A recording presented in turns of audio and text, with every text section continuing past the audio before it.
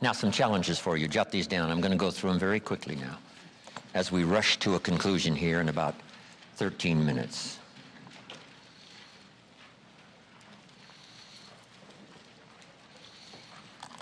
Here they are. You're going to have to write fast now. Here's number one. Review your performance, whether it's communication or whether it's activity or whether it's a CEO or whether it's on the job. Here's what my father said, a seminar in a sentence. I wish he was here to give it, but since he's not here, in his honor, I will give his seminar in a sentence. Here it is. Always do more than you get paid for to make an investment in your future. Now, some unions would argue with us on this, but that's my papa's seminar in a sentence. Always do more than you get paid for to make an investment in your future.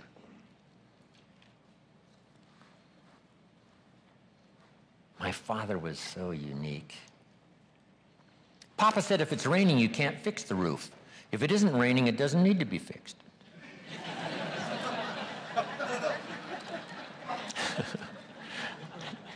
He was a grand old man.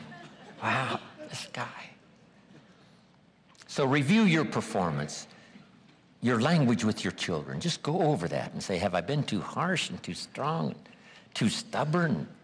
Should I learn to be easier, mix more compassion with the tough stuff I have to deal with? Yes. You know, prayer will help sometimes. If nothing else, you know, dear God, help me say the right thing, not to ruin it all by poor communication. Here's the next on my list. Face your fears. You know, I don't know what challenges you might have in going over the stuff we've been going over in terms of amending your philosophy or going back and, you know, redoing some stuff that you might have messed up. But face all your fears. That's how you conquer them. Don't dismiss them, just face them. Say, here's what I'm afraid of. I wonder what I could do to change that. Here's the next one. Exercise your willpower to change direction. You don't have to keep doing what you've done the last 6 years if it's not yielding you the benefits you want. In the seminar I do for Jerry, my mentor helped me to review the last 6 years so I wouldn't repeat those errors the next 6. See, if you're a goose, you have no choice to do the next 6 like you did the last 6. But if you're not a goose, here's what you can do. Pick a new destination and start going that way. You say, well, I've done this for the last 2 years. I'll probably have to do it another 2. And the answer is no, not in a million years. Now, you can change one little degree at a time, or if you want to, you can revolutionize the whole thing. Who says you couldn't revolutionize the whole thing in a week's time and start a brand new direction that will most assuredly help you arrive in a brand new place a year from now, 3 years from now? No telling 5 years from now where you could arrive. Use your willpower to start the process. Just willpower to change a little or change a lot. Anybody can change. You don't have to repeat last year. Clean up the errors. Invest it now in the next year. Watch it make the difference. Here's the next one that's important. Parents have to do it. We ask our kids to do it, but we've got to do it. Admit your mistakes. Sometimes you have to admit them to others. Here's some of the best words in the English language. I'm sorry. The reason why those are good words is because it could start a whole new relationship. It could start 2 people going in a whole new direction. I'm sorry. Simple, easy. Not easy, but if you get this done, the turnaround can be dramatic. The early years can be big in payoff. And here's the big one. Admit your mistakes to yourself. You don't have to babble about them to everybody in the neighborhood. But it doesn't hurt to sit down and have a conversation with yourself and say, there's no use kidding myself. Here's where I really am. I've got pennies in my pocket and I got nothing in the bank. That's what I said after the Girl Scout left my door. I had a conversation with myself. And I said, I don't want this to happen anymore. Next, refine your goals. I don't know what ambitions you've had up until now, but this weekend would be a good time to start the process. We're going to talk about our goals workshop before our session is over this weekend. Maybe that will help stimulate you to set some higher goals, reach for some higher purpose, go for something beyond what you thought you could do. By the time this weekend's over, you might double, triple, quadruple the amount of goals, purpose, all the things you think you can accomplish. You could multiply that by 10 by the time we finish here on Sunday. Here's the next one, believe in yourself. Yes, you got to believe in God, and you got to believe in the community, and you've got to believe in the possibilities. You've got to believe in the economy. You've got to believe that tomorrow can be better than today. But here's the big one, believe in yourself. There isn't a skill you can't learn. There isn't a discipline you can't try. There isn't a class you couldn't take. There isn't a book you couldn't read. If it's written in some other language, you just get it translated and read it. Here's the next one. Ask for wisdom. This is communication of the highest source. Ask for wisdom. Ask for wisdom that creates answers. Ask for the wisdom that creates faith to believe things are possible.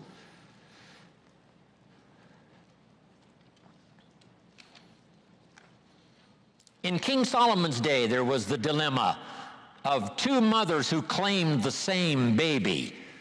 And the question was, whose baby is this? This mother says, it's mine. The other mother says, no, it's mine. Solomon said, bring me the baby. They brought him the baby, and he raised the sword. He said, I'm going to cut this baby in half and give one half to this mother and one half to this mother. And as he raised his sword, sobbingly, the real mother said, no, no, no, don't cut the baby in half. Give it to her, who was not the real mother. Solomon says, now I know who's the real mother. See, that is so wise. And the moment was such drama. But Solomon, the wisest of the wise, knew what to do to settle the deal. Ask for wisdom to deal with the challenges of today and tomorrow, to deal with the challenges your family brings you. Don't wish it was easier, wish you were better. Here's the next one, conserve your time. I must learn to do this. How much time have I got left? Not an unlimited supply. How many of these weekends can I do? Not 1,000, just a few, maybe a handful. Sometimes we get faked out. Bill Bailey says, the average person says, I got 20 more years. No, Bill says, you got 20 more times. If you go fishing once a year, you've only got 20 more times to go fishing. Not 20 years. That fakes you out. I got 20 years. No, 20 times.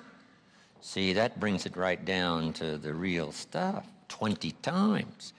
How many more seminars like this? Not 1,000, a few, just a few. So would I mumble and stumble? Would I give you less than my best when I've only got a few more to give? And the answer is no, of course not. If you're a person of some dignity and quality, you wouldn't let that happen. Next, invest your profits. We're going to talk now about this before the weekend is over on financial independence. And I'm going to give you some excellent advice. Here was one of the philosophies Mr. Schoaf gave me, along with Mary Kay. Here's what he said. Profits are better than wages. Wages make you a living. Profits make you a fortune. Mary Kay and I went for that. Wow. Could we start earning profits while we're making a living? The answer is yes. I went berserk. Here's one now, protect your family.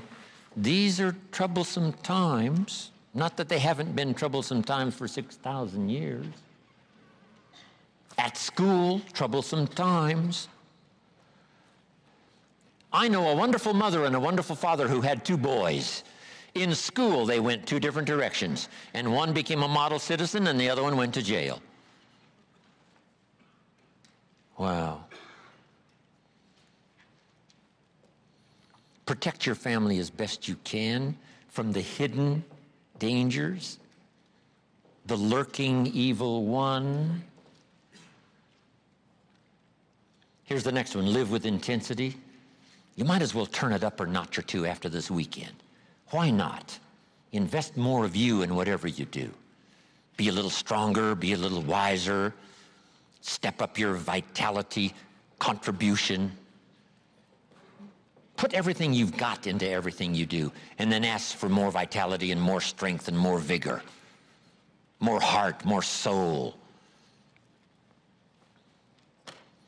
Next, find your place. This one now is so important. If you just work on a job, find the best place where you can serve well. And sure enough, they'll ask you to occupy a better place. And if you keep doing a job well, the guy says, well, if I had a better job, I'd really pour it on. But I got this lousy job, so I just goof off. See, that's the philosophy of disaster. So you've got a lousy job. Do the very best you can. That's your best way out. Is not to do less than you could, but to do the best you can. With that philosophy, your life can take great leaps forward. Here's a Bible phrase that says, if you work on your gifts, they will make room for you. They'll make a place for you. Here's the next one. Demand integrity from yourself. You can't demand integrity from someone else. Integrity is like loyalty. You can't demand it of someone else. You can only demand it of yourself. Be the best example of loyalty, and you'll get some loyal followers. Be the best example of integrity, and you'll have people surround you that have integrity. Lead the way. Next, welcome the disciplines. Can't give you much better advice than that, because disciplines create the reality. Disciplines build bridges, build cities. Disciplines, a well-disciplined activity creates abundance, creates uniqueness, productivity. Next, fight for what's right. It's a fight we're in. The storyteller says, and there was great war in heaven. Wow, you mean way back there? Yes. 1/3 of the angels conspired. I asked Bill Bailey, how long do you suppose it took 1/3 of these angels to get together? Did they conduct meetings? I don't know. Bailey says the storyteller doesn't say. I said, then we're supposed to use our imagination. I don't know. It does say finally the great war occurred, and the 2/3 prevailed and the 1/3 lost. One of the writers of later scripture, here's what he said, I fought a good fight. See, that's extraordinary to be able to say. I fought for my kids, and I fought for what was right, and I fought for my good health, and I fought to protect my company, and I fought for a good career that would bless my family. I fought a good fight. It's good to fight. The encroachment. Opposites are in conflict, and we're in the middle. And if you want something valuable, you got to fight for it. Then this writer also said, not only have I fought a good fight, and I'll finish with this, and I got a much longer list, but maybe I can cover these at another time. He said, I fought a good fight, and I kept the faith. See, that's the deal. Keep faith with your family. Fight like crazy and keep faith. Fight the enemy and keep faith. Fight illness and keep faith. Fight the evil and keep faith. I can't give you much better advice. So thank you very much for your attention. I appreciate it.